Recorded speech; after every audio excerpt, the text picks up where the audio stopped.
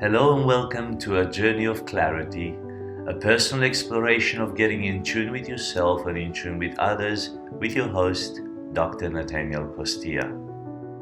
This is a journey of emotional and spiritual awareness, of discovery what life truly means, and a clear shift from an ego-driven world to a meaning-driven world. I believe we can become more in tune with our thoughts, our emotions, and our spirituality. And as we do that, we will make better decisions, have deeper connections, more fulfillment, and even more joy. This is a bit of clarity. Good day and welcome to another episode of A Bit of Clarity from Australia. We love this place. I think it is the best country on earth, and we really feel privileged and blessed to live here. Because we live here and we have such a good state of mind and state of well-being, I think it's a great opportunity for us to bless the rest of the world and, to bring you some wonderful teaching. And from what we experience here, from what we learn here, we just want to bless you. We want to bring you amazing teachings. And because there's a lot of warmth and a lot of love here, we just want to share that with you. Now, what I'll focus on today is very close to my heart. I love this kind of teaching, and I spent quite a bit of time this morning and last night to go through this and jot out some notes, both for myself and for you, because I don't want you to misinterpret this. I want you to gain absolute clarity in this, because let me tell you something. If you get this today, if you get what I'm teaching you today, this will change your life.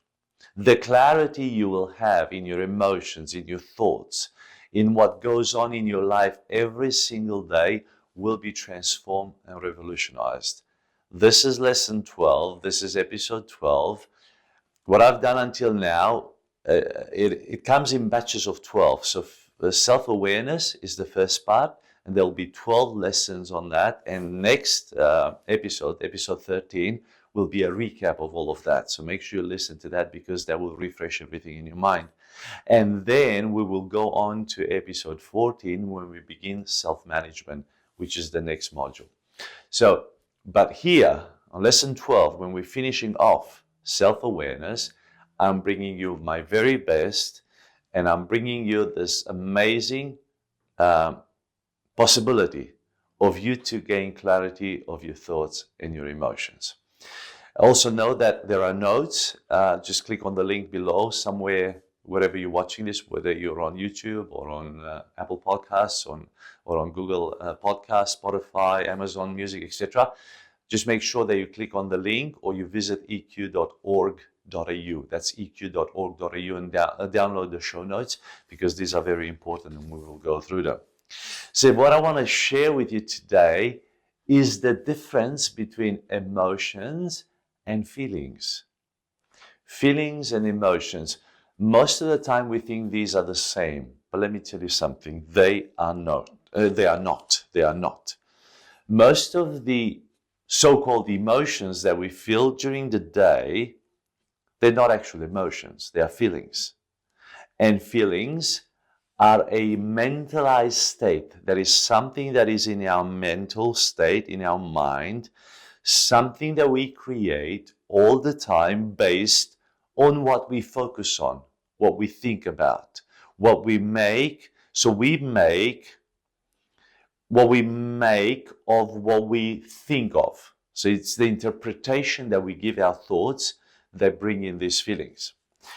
If I can define it in one sentence, and I want to thank Joe. Joe, you know who you are. He's a good mate of mine, and he has opened this, let's say, prospect for me to go deeper, and he has helped me out with this.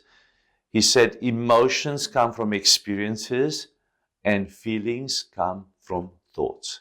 Let me expand on this. So emotions come from experiences and feelings come from thoughts. And I've put this in your show notes, and make sure that you grab these because they're very important and you can refer back to them, right? So today we're going to develop an understanding of differences between feelings and emotions. And I've put there understanding feelings and emotions. Emotions come from experiences and feelings come from your thoughts.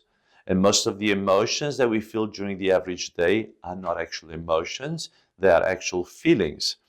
And as I said there, they are a mentalized state, something we create based on what we focus on, what we think about. And I will explain that to you right now.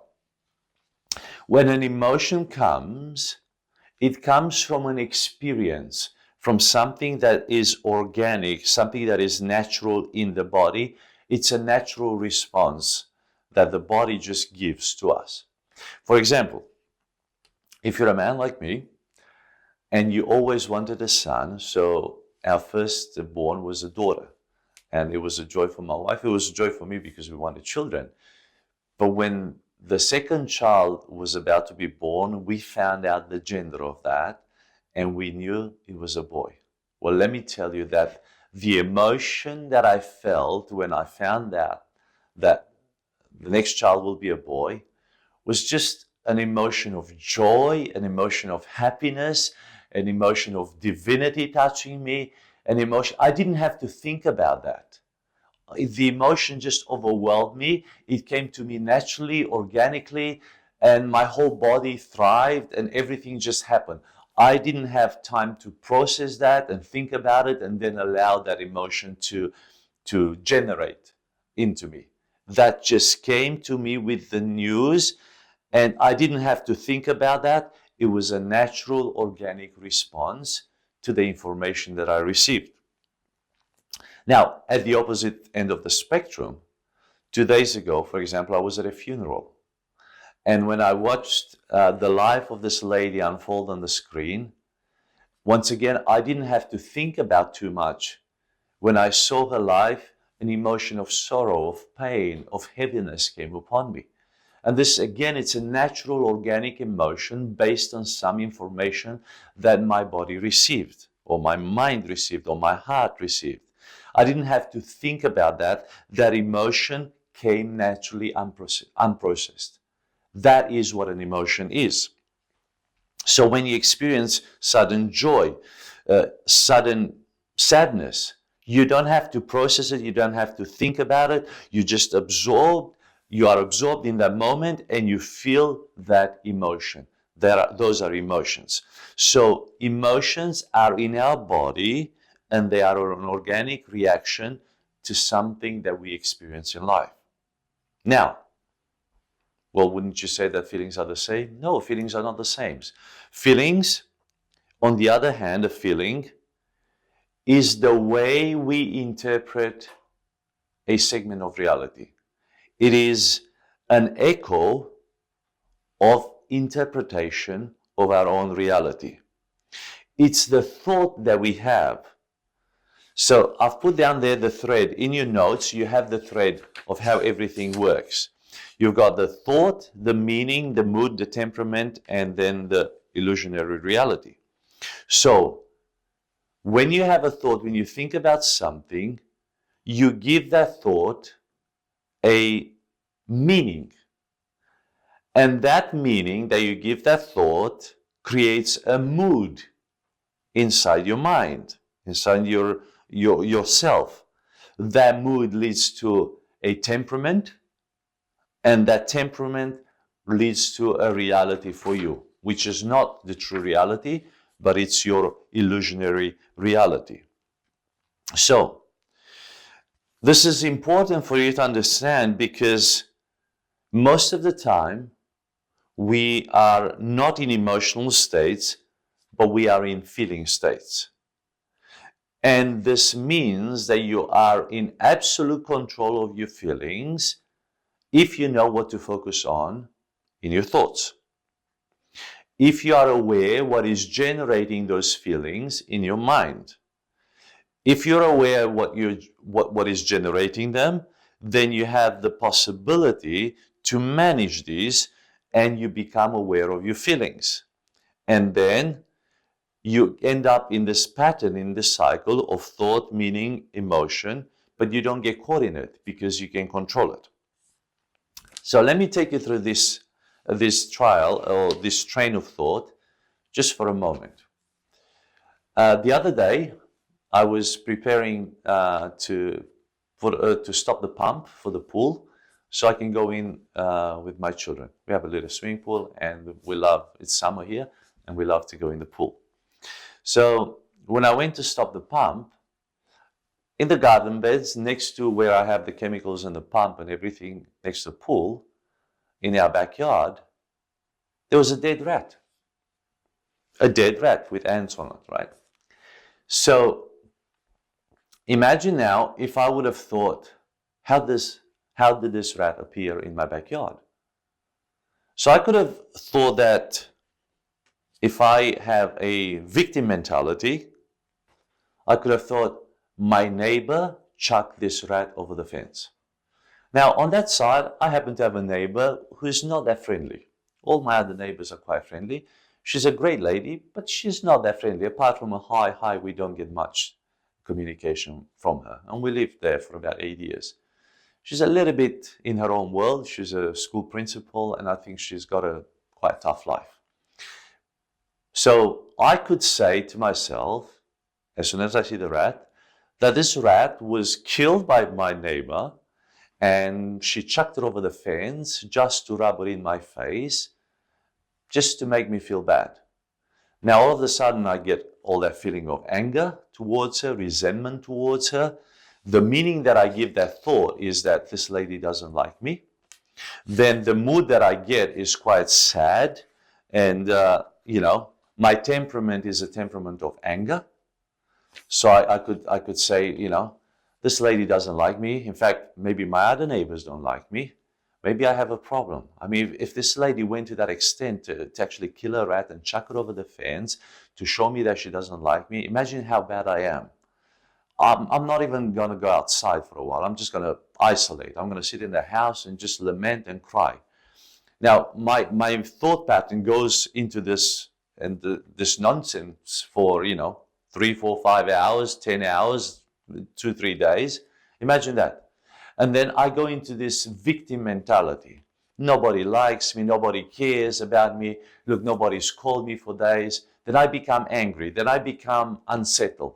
And maybe in my anger, maybe in my confused reality, I write her an email or a message or an SMS, or I give her a call and I say, you SNS or BMB or whatever, F and F. And how could you? You chucked that rat over my face. You're such and such. I could make a huge mess out of it. And in reality, she's probably got absolutely nothing to do with it. But it's because I allowed the thought to create feelings inside me, and those feelings to go deeper and deeper and deeper. And I become a victim of my own thought pattern. Do you see where this is going? You're saying, Natanael, you're a bit nuts here. Well, we do this all the time. We can do this all the time with things that happen in our lives. Or I can simply say, look, somehow this dead rat arrived in my garden, and that's it. Maybe the birds that fly every day from the golf course into the local park, maybe they caught it in the golf course and somehow dropped it. Well, they flew over our house and it just happened to land right there on the garden beds in the backyard. Or maybe the rat came from the golf course at night and licked on one of the drums that have hydrochloric acids, because we've got hydrochloric acid next to the pool. And I just happened to put some hydrochloric acid the other day in the pool, and some of it was leaking down the drum. Maybe the rat just licked that, and that's, as soon as a rat touches hydrochloric acid, it will die, of course. Maybe that's what happened, but it doesn't really matter.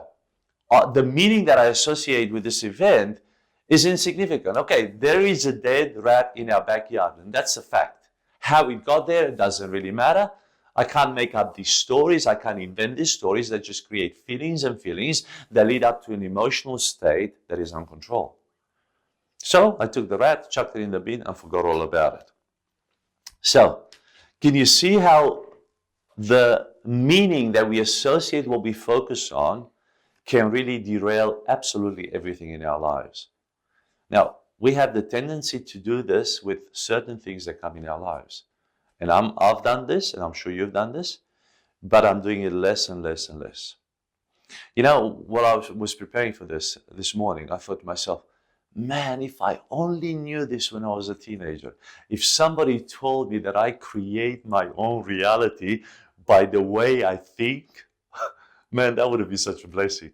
It could have saved me 20 years of heartache and a lot of emotions that I've just carried on because of the feelings that have been coming out of my thought patterns. So our thinking is so important in this, and the interpretation of the meaning that we give our thoughts is very important. So, you know, you know what people say? Life is not how it is. Life is how you are. So life is not how it is. Life is how you are. And how you receive that information, how you process that information, what you do with that information. Because you can create your own reality.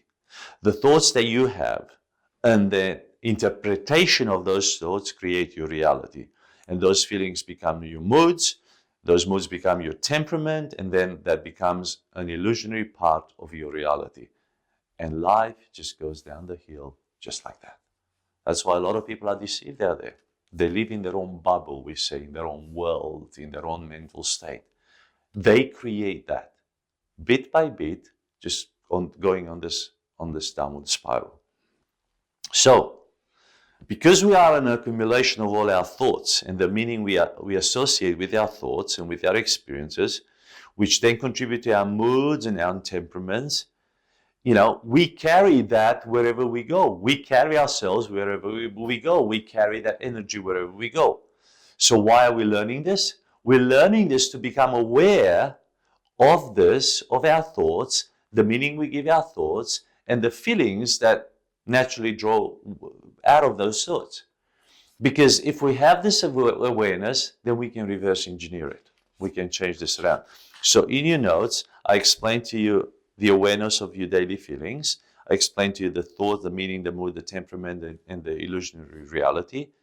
But now let me tell you something. We can reverse engineer this. And I've put there a little section, reverse engineering it. Decide what you think and the meaning you give your thinking. You can decide where your thought is running all the time. You can decide what you entertain in your mind. What you think is what you focus on. So where your focus is, that's what you're thinking about. So you can choose what you focus on. And what you focus on, I love this, what you focus on expands, and what you stop focusing on ceases to exist. So what you focus on grows bigger, amplifies. What you stop focusing on dies, it ceases to exist. So you choose what you want to focus on, what you want to think about. So your mental state is dependent on the choices that you make about your thoughts. You are in control of your thoughts, and because you are in control of your thoughts, you are also in control of your feeling state, what you feel. The quality of your life is determined by the quality of your thoughts, by the quality of your meaning associated with those thoughts, by the quality of your experiences, and these experiences are based on your thinking and the meaning that you associate with that. Does that make sense? I hope this really, really lands somewhere, because if you are aware that the way you mentalize things will affect the state of your feelings, you can go back to yourself and you can say, hang on a minute here. How do I know that my neighbor chucked that rat over the fence? How do I know that? I mean, I've just created that story in my mind. What makes me think that? The simple fact is there is a dead rat in our backyard. That's it. Just clean it up, chuck it in the bin, and that's it. Forget everything else. I can reverse that even furthermore. Imagine if I blamed her for that rat. Now I can reverse it in my mind and say, just in case that thought pops in my head, have I ever been blamed for something that I haven't done? Imagine me blaming her for something that she hasn't done. How would I feel to be blamed for something like that? If my neighbor came to me and said, Natanael, man, how awful of you. You chucked that dead rabbit over the fence. Dead rat over the fence, not dead rabbit. Do you see? when I think about that, I think, have I ever been blamed for something that I haven't done? Yes, I have.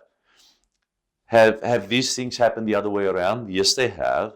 So the fact that this happened, I don't actually know what happened, how this dead rat appeared in my garden, and that's it. I don't give any other meaning. I don't create any other feelings around it. I just go, pick it up, shovel it, and chuck it in the bin. Now, every day we have choices. Every day we have thoughts, and we are continually interpreting those thoughts into the meaning that we give them. And most of the emotions that we feel during the day, as I said, they are not emotions. They are feelings based on the interpretation of our thoughts. And our thoughts are what we focus on, and what you focus on just gets bigger. What you focus on expands to the exclusion of everything else. That's why people say, I can't take this off my mind, because they focus on that and that just expands and takes over. So you choose what you focus on and stop focusing on certain things, and they will cease to exist in your awareness. So you're in complete control of this, and you're in complete control of your feeling state. So the quality of your life is determined by the quality of your thoughts. So think about what you think about. Where does your mind go?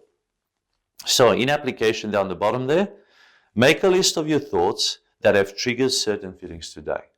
So think about today, what thoughts triggered certain feelings? Identify 2 or 3 of these. And then list the meaning, or write down the meaning that you gave those thoughts that have created their reality for you, and reverse engineer this. So let's say you made a phone call to your friend and they didn't pick up the phone, right? So you probably thought, oh, she doesn't want to hear from me. Oh, she ignores me. She doesn't like me anymore. So I'm not going to call her anymore. Oh, she can be such, and you create your own names and your own reality. Or I can simply say, or you can reverse engineer and say, she was probably busy, she'll return my call when she can. Do you see how many things in our day have created certain feeling states for us? These are not emotions. These are feelings that we have created by the interpretation or the meaning that we gave our thoughts. So it's very important to be in control of your thoughts, to have a sound mind, and through this sound mind to control the feelings that you associate with those thoughts. And don't let your mood be affected and your temperament be affected. And have a true sense of reality. Don't get sucked into this evil, thought pattern that just takes you down all the time. So I really hope that this lands well, that you see the difference between thoughts and emotion, between feelings and emotions. As I said, feelings come from our thinking, emotions come from experiences. Feelings are something that we construct in our mind, in our psychological, mentalized state. And emotions are a natural response to something that happens in our lives. They're organic, they just happen. There's a burst of happiness, a burst of joy, a burst of tears. These are true emotions. The rest are just feelings. And we are in control of those feelings. Well, I'm going to leave it there. I really hope that this has blessed you. And I hope it's clear for you. I just really, really hope this is clear for you. So take the notes, maybe listen to this again. I'm trying to do my best here to get this message across you, because let me tell you something. If you get this, if this clicks for you, if this lands where it should be, this will change your thinking, this will change your feelings, this will change your life. And look, feel free to share this. There's so many people that need to hear this. You can help so many people out there. So do share it. Do tell others how to control their feelings and their thought patterns and how this impacts them. Share it on the various channels that you're watching this. Do give us a rating. Obviously, we love 5 stars. But look, only if genuinely you believe that this content is worth 5 stars. If you don't, then just don't rate us, right? But if you do believe that this content is worth 5 stars, we'd love for you to share that and just click on that as well. Do give us some feedback. We love feedback. We read everything that we receive. And I can't wait to bring you a whole summary of the first 12 shows in show number 13. And then we will move on to the next challenge that we have about self-management. Well, thanks for watching. We'll see you next time. Take care. I'm Dr. Natanael Costea, and I thank you so much for joining me on this journey of clarity through emotional and spiritual awareness. If you feel blessed by this presentation, please subscribe, rate, comment, and share it wherever you're enjoying it. And until next time, this was a bit of clarity.